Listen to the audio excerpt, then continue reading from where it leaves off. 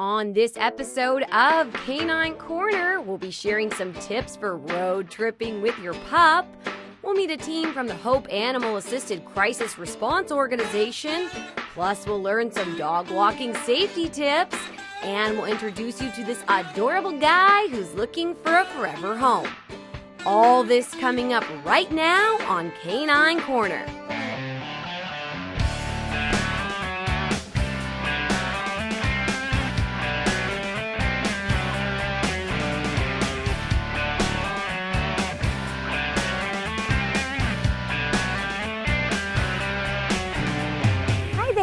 I'm Riannon Trutanich, your host for Canine Corner, the show that your dog will give 2 paws up. We have a bow wow-rific episode for you today. My co-host Popeye Trutanich will be joining me to share some safety tips for road tripping with your dog, and the Pacific Southwest Regional Director for the Hope Animal Assisted Crisis Response Organization and his dog will be joining me to talk about the work they do. And Jean Brusovich from Tranquil Pet will be stopping by to share some dog walking safety tips. But first, let's meet some adorable rescue dogs from Wag's Pet Adoption. Wag's Pet Adoption was founded by Dr. Tia Greenberg in July of 2011, and it was brought on because the City of Westminster did not have their own animal shelter. We are in the City of Westminster. We're at 6621 Westminster Boulevard. We're right next to Home Depot. It's a good big landmark for everyone to see. Can't tell how big we are by driving by. We are currently taking care of over 700 animals. Contacting us is actually very easy. Our shelter phone is a cell phone, so we can respond to text messages way faster than answering the phone. I love that. Because of the 700 animals. So the phone number is 714-887-6156, and again, texting is faster to get through. We are happy to answer any questions that anybody has, or come down to the address. All the animals, for the most part, are on property. We do foster out our neonates, our bottle babies, things that aren't old enough yet to be put up for adoption, but they do come in as well, so the turnover is always happening. But plenty of animals for people to see on property. Application process is pretty simple. Our goal is to get them out the door and not to hold on to them forever. So, as long as it's a good fit and our staff feel that a dog like Popper would be good for your family, then he's going home the same day. This is Popper and Piper. They're both 10 to 12 years old. They are heavily bonded, but they didn't come in together. They found each other inside the shelter. Popper came in as a stray and Piper was an owner surrender. We believe that they are both housebroken. The owner for Piper didn't really tell us a whole lot about her except for that she had some separation anxiety. We have not seen any evidence of that, but we think that it's because she has a friend, and Popper really likes having this big girl to hang out with too. There we go. So again, not 100% sure if they're housebroken, but they do act like they are in their kennel. She likes to eat. He likes to share his food. Good team. Yes, it's a good pair together. They both walk well on a leash. Piper is a little bit slower because she is pretty overweight and she needs someone that will help her with a weight loss program.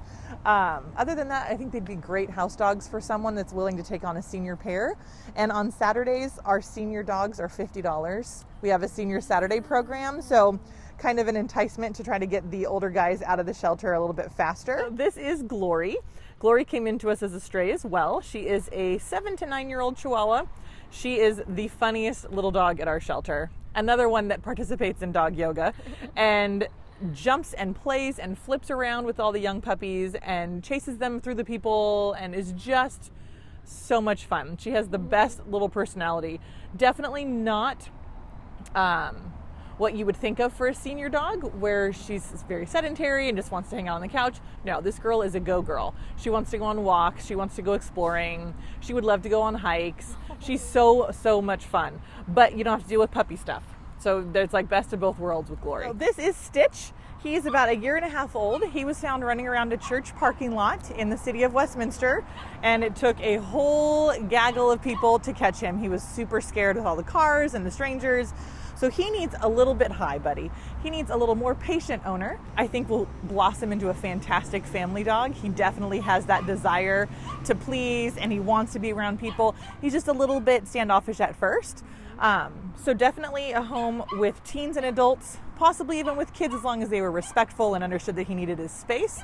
but this dog has the makings of a fantastic family pet. So this is Ruthann. She is a special needs puppy. She's about 6 to 8 months old. We think she's maybe a Maltipoo or a poodle and a terrier mix. She has some mobility issues, so it makes her kind of swim in place or stumble a little bit when she's walking. We are still waiting to get her to the neurologist to get a diagnosis, but we are adopting her as is. So someone would just need to know that they would be taking on a special needs baby, but it would be nice to at least just know what is going on. Does not stop her one bit. She runs and plays and gives kisses and curls over or rolls over for her belly to be rubbed. Super happy puppy. She has no idea that she's stumbling. She just wants to be around people. So she is another one that would be a great family pet. This is O'Neill. He is about a 10-month-old Chiweenie, so Chihuahua and Dachshund mix, and he is the party animal of the shelter. If you are looking for a little dog to take on every single adventure that you could ever want to do with a dog, this is the guy to do it with. He will, another one that runs and flips and plays and will climb up on anything and nothing's scary. And you want me to play with your kids? Great. You want me to cuddle? Great. Are we gonna go for a hike? Awesome. He is just ready to go on every single adventure. So fantastic family dog, especially for an active family that wants to take their dog everywhere with them. O'Neill is the guy. If you are interested in adopting one of the dogs, please contact Wags Pet Adoption by visiting wagspetadoption.org or call 714-887-6156. Okay, those dogs are so cute. You know you want to adopt one or two. I'm going to put the Wags Pet Adoption information up one more time just in case. Those dogs would be the best companion to go on a walk with, to hang out on the couch and watch movies with, and of course, to go on a road trip with. Which brings me to our next segment. Going on a road trip with your dog can be so much fun, but it's important to keep your pet safe when on the open road. So my co-host Popeye Trutanich is here with me now to help share some safety tips when going on a road trip with your dog. So Popeye and I love going on road trips together. It's so much fun to get away with your canine companion for a couple days. But it's also important to keep your pup safe. So we're going to share some tips so you can be a prepared pet owner on the open road. La la la, la la la la. So the most important thing you're going to want to do happens before you ever leave on the road trip. It's taking your dog to the vet beforehand. You're going to want to make sure that your dog is up to date on all vaccines as well as a wellness exam. And you're going to want to bring all those documents with you on the road trip. You can actually have your vet print them out for you if you don't have them at home. I have all of Popeye's here in a nice folder, really organized, really easy. They're also in a waterproof folder, just in case anything's spilled in the car or anything like that. Now, the next thing you're going to want to do is to make sure you're staying at pet-friendly hotels along the way. You can call the hotels beforehand to make sure that number one, they're pet-friendly. Number two, find out if they have any breed restrictions, any weight restrictions, anything like that. You also might want to check and see if they have any pet deposits. A lot of hotels require a pet deposit when you're checking in with a furry friend. And as pet parents, we always want to hope for the best, but prepare for the worst. So it's important to look up animal hospitals and pet urgent cares along your route, just so you're prepared in case anything was to happen. You can write the numbers down or store them in your phone as well as the addresses, just to make sure you're prepared. So being that I am a helicopter parent, I love to overpack for Popeye. And since we're traveling by car, there's a little bit more room for me to bring a lot more stuff. I, of course, bring a lot of water for Popeye as well as his regular dog food, and I make sure to keep him on his regular feeding schedule. And, of course, I bring a lot of dog treats because what is a road trip without snacks? Popeye definitely agrees on that one. A couple other things I of course, bring doggy bags, lots of them. And I bring an extra leash for Popeye, just in case something was to happen to his. I have a backup one. And I also bring these seatbelt dog harnesses so I can strap him in while we're driving. It hooks into the seatbelt in the car and it just hooks right onto the back of his harness. It's great to have, keeps your dog safe while you guys are on the road. And I mean, I wear my seatbelt, so he should wear his too. A couple other things that I bring. I bring a first aid kit for both me and Popeye, and as any good prepared pet owner, potty pads, definitely a must-have if you're traveling with your dog. A couple other things that I bring to make the trip a little bit more comfortable for Popeye.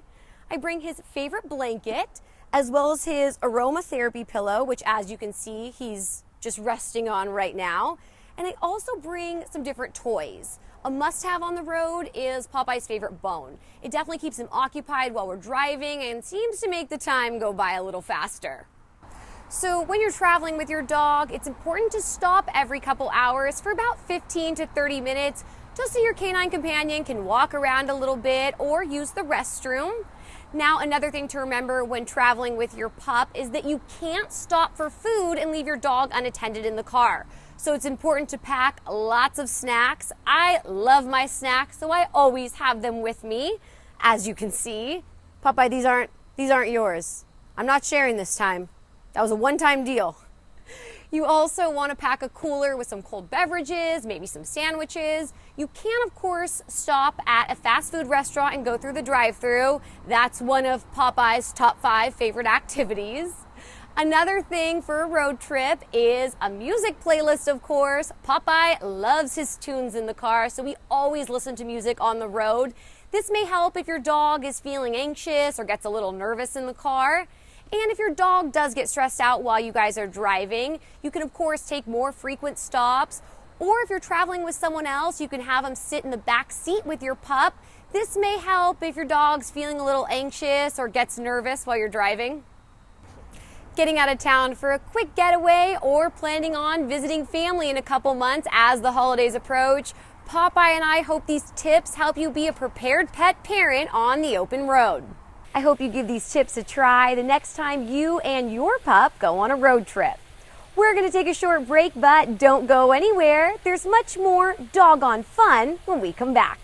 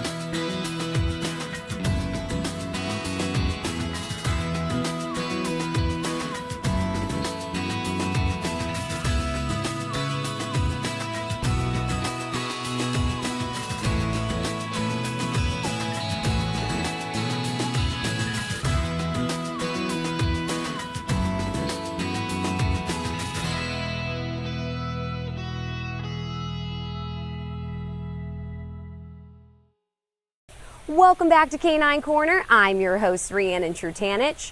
The Hope Animal Assisted Crisis Response Organization is a national group that provides canine comfort support in crisis and disaster situations. Steve Booth and his dog Henry Booth are here now to talk to us about the work they do with Hope. Henry Booth is not your average dog. He and his handler Steve are members of the Hope organization. Hope Organization is a canine crisis response organization. We're all volunteer, nonprofit organization that sends canines and teams to disasters and any kind of crisis. The organization's mission statement is to provide comfort and encouragement through animal-assisted support to individuals affected by crisis and disasters. And they do that and so much more. Most of the times it's some sort of disaster. It's wildfires, earthquakes, floods, first responder deaths, school deaths, any kind of crisis or disaster that happens in the nation. So you guys are going towards the things that most people are coming away from. That's correct. We've done a lot of fire base camps is the main thing we've been doing lately. We've done a lot of school deaths. I mean, we go into where most therapy dogs are not allowed to go into because we're specifically trained to handle the uncontrolled environment. The Hope Animal Assisted Crisis Response teams are placed across the country so they can respond to situations no matter where they are. So, I mean, the biggest thing is there's 248 crisis response canine teams in Hope AACR. So it shows you how special and how difficult it is to find a dog and find a team that can work what these dogs do. And going into crisis situations, the Hope organization teams must be highly trained. So basically, we're the only teams that are accredited by FEMA to work any kind of disaster. And with that, we have our training, which we have human CPR, we have pet CPR, we also have psychological first aid trained through American Red Cross. So you're getting a well-trained team that has been to disasters and crisis and are ready to go. And since disaster can strike at a moment's notice, the teams are always ready to go. Since we're a crisis response organization, our notice can be as little as an hour. Normally it's a little longer depending on the situation. We've had teams respond in less than 12 hours to a crisis or disaster. Normally with Santa Rosa, we kind of know when we're ready for Reading right now for the car fire. We've been putting our people on notice, so if I called up and said, hey, tomorrow's the day, then I would say most of our teams would be ready. But normally we get less than 24-hour notice. Oh my goodness. Do you guys have things already packed? Like, do you keep like a go bag? Yeah. Yeah, I have a Dog Hope go bag. Oh wow. So he's ready to go. It's always on my wall, and I got all the stuff and travel papers and vet checks and all that's all done before we start. And while the crisis response animals do provide comfort the way therapy animals do, they are not the same thing. The difference between therapy dogs and crisis response dogs is therapy dogs can only work normally 2 hours a day. They're on a scheduled visit, so they go to a hospital, they're scheduled there, they go to the hospital. It's a very controlled situation. Crisis response dogs can work up to 8, 10, 12 hours in a day. Any type of crisis or disaster is the scene is not controlled. It's an uncontrolled. It could be hot, it could be cold, it could be raining, it could be inside, it could be outside, and so they're specifically trained to work in different environments. And in order to be eligible to become a crisis response dog, they must first work as a therapy dog. The training process starts off with a screening. And in that screening, they do scenario training. And in that scenarios, they have scenarios where they have like a upset person, a person that doesn't speak English, a child, and a very loud person. We go through the scenario training. They have an oral interview. They do a crate train. Steve and Henry have been working in animal-assisted crisis response for several years. And in that time, they have helped in many different situations. Probably 20 to 30. We were up in the Santa Rosa for the fires in Santa Rosa. We were in Santa Barbara for that fire. We were in Montecito for the floods. We went to Texas for Hurricane Harvey. We've been to numerous school deaths. We've been to funerals, and it's a very rewarding experience. And not only do the dogs provide comfort, but they can truly help the healing process during a difficult time. There was a school death. There was a 12-year-old that had passed away at a school in Lake Forest.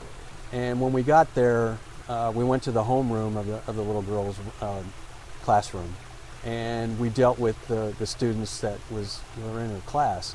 And at first they were kind of shocked, but then the emotions came out.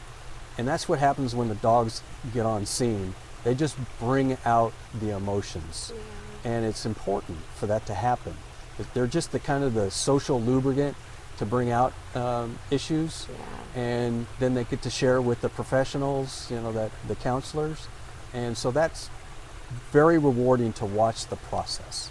And not only is it rewarding to Steve and Henry, but the work they do can have a positive impact on the physical health of those involved in the crisis or disaster. There's a medical fact that the dogs increase your oxytocin level, decrease your cortisol level, and these dogs just bring so much to the table. It's so awesome to watch a dog bring happiness to people. And sometimes they talk a lot, and sometimes they don't talk at all. You know, they just melt into the dog. And while the work Steve and Henry do has an impact on so many people, Steve says there is one thing that stands out to him. The most rewarding part is seeing the smiles and the tears. And normally the tears are happiness. When you walk into an LAC, which is a local assistance center, or you walk into a base camp, you walk into a school, and you see the people, how they react to the dogs, it's just amazing. If you are interested in finding out more information about volunteering with or donating to the Hope Animal Assisted Crisis Response Organization, please visit their website, hopeaacr.org. Such an amazing organization. A big thank you to Steve and Henry for being on the show. Now, walking your dog is a great way for you and your pup to get some exercise in and spend quality time together, but it's important to keep your canine companions safe when out on a walk together. So Jean Brusovich from Tranquil Pet is here now to share some dog walking safety tips. What can I do to be prepared in case I see a coyote on a walk? If you're walking your dog early in the morning, be aware of your surroundings. I walk with a rape whistle because they tell me, the experts, the coyote experts tell me that the coyotes are more afraid of you than they are of, so if you have whistles, bang things, wave things in the air, they usually will run off. On hot days, can the pavement still be too warm to walk on in the evening? As far as walking late in the evenings, just be aware that the sun is pounding down on the pavement all day. So even though it's cooler as an adult and you're standing up here, the air is cooler, but the heat is still bouncing off of the pavement.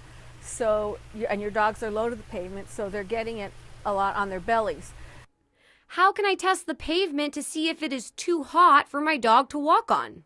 The other thing that is very important is that 7-second rule that I talk about on every episode, which is especially during the summer, you take the back of your hand, not the palm, but the back of your hand, and you place it on the pavement, whether it's the street, the tar, or the cement, and you hold it there for 7 seconds, 1001, 1002, up to 1007. If you can't leave the back of your hand on that pavement, then it's too hot for the pads of your dogs. Should I put booties on my dog to walk in the warm weather? Another thing to be cognizant of is people are now buying booties to put on their dogs for walking them to protect them from the hot pavement, which is a fabulous idea, but there's a couple things you need to be aware of on that. One is, as a human, we perspire through our pores. For a dog, they don't perspire through their fur. They release the heat by panting, and then the heat also comes out through the pads of their paws. If you have a bootie that's, like I had a client that they had rubber ones. The problem with that is it seals the heat in and the dog could end up with heat stroke. So because there's no way to release the heat coming out of their pads. So the one thing you need to make sure of when you buy these booties is that they are breathable. Should I still take my dog on his normal walking route when it is warm? I always carry water, just in case. Okay. Again, you know your dog, you know how they're reacting. I know when I had a dog, as she got older, and I couldn't go for a 40-minute walk with her anymore, I would, instead of going 20 minutes one direction or 15 minutes one direction and coming back, I would just go around the block. So it was a shorter space, and then I would see how she would be, and then if we wanted to continue. What should I be aware of when walking my dog? Porcupine quills can get in them. Foxtails, if they're running through fields, and those little stickers. I have more dogs that have those little stickers in them when I'm swimming them and I'm pulling them off of them. Can they get in between their paws They too? can. Is that a good place? They Like, where can. should you check? I've again, when I'm walking, one time I was walking one of my dogs and she started limping. And I thought that was a little strange. So I stopped and I picked up her paw and I looked, and she did have a stone caught in between her in between her little digits. So I was able to, it was just stuck there, and I was able to remove it, and then she went along being fine. But again, this was not normal for her. So I thought, am I stopping the walk? Is something happening or what? So yeah, so again, if your dog's doing something a little out of the ordinary, you know, pay attention. If you are interested in finding out more information about Tranquil Pet or contacting Jean, please visit tranquilpet.com. If you have a question, contact us and we'll be sure to get you the right answer. Call us at 310-618-5762 or email us at caninecorner@torranceca.gov. A big thank you to Jean for sharing those tips. Now, if you missed the adoption segment at the beginning of our show, or if you're anything like me and want to see the adorable dogs again, here's your recap. Piper and Popper are beagles who are between 10 to 12 years old. They are a bonded pair who met at the shelter. Popper was a stray and Piper was an owner's surrender. They are both very sweet dogs. They love hanging out together and would love a family to call their own. Gloria is a Chihuahua who's between 7 to 9 years old. She came to the shelter as a stray. She may be an older dog, but she can keep up with the puppies. She loves to run and play. She would love a human to take her on lots of adventures. Stitch is a Papillon mix who's a year and a half old. He's a little shy at first, but once he gets to know you, he's your best friend. He's a very sweet dog. Ruth Ann is a terrier mix. She's 6 to 8 months old. She has a neurological problem that causes her to stumble sometimes when she walks. But that does not slow her down. She loves to play. She's a super sweet dog and would love to be your best friend. O'Neill is a Dachshund and Chihuahua mix. He is 10 months old. He's an all-around fun dog. He loves to play and go on walks. He would love a family who would take him on lots of adventures. If you are interested in adopting one of the dogs, please contact Wags Pet Adoption by visiting wagspetadoption.org or call 714-887-6156. If you want even more Canine Corner or want to say hello or share an adorable photo of your fur baby with us, we always love to hear from you. Be sure to like our Facebook page and follow me on Instagram and Twitter. That's all the time we have today. Thanks for joining us here on Canine Corner. I'm Riannon Trutanich, and we'll see you next time.